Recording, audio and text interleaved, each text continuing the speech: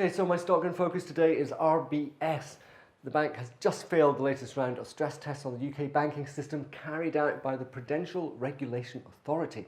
Now, this was one of the toughest tests yet to be faced by our banks, and basically it consisted of a fictional scenario where shocks hit both the global and domestic economies. Of course, it was just a test, but it means that RBS now has to submit revised capital raising plans just in case it ever really did happen. Well, it's also hit RBS shares today, down nearly 3.5% at £1.90.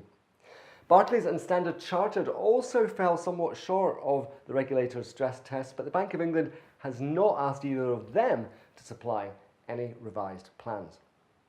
Well, the banks make up the FTSE 100, well, they're members of the FTSE 100, and so far the index seems to be taking the test in their stride.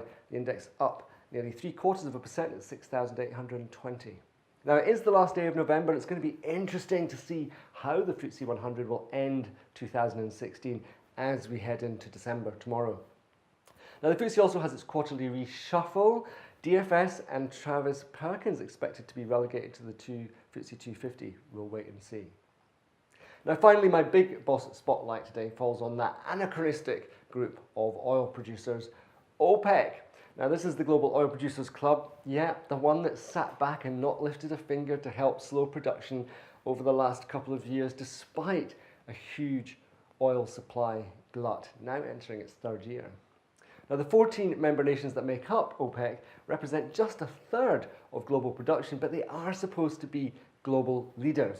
And yet, time after time, the group has failed to even agree the smallest shift in output, often to the detriment of their own economies.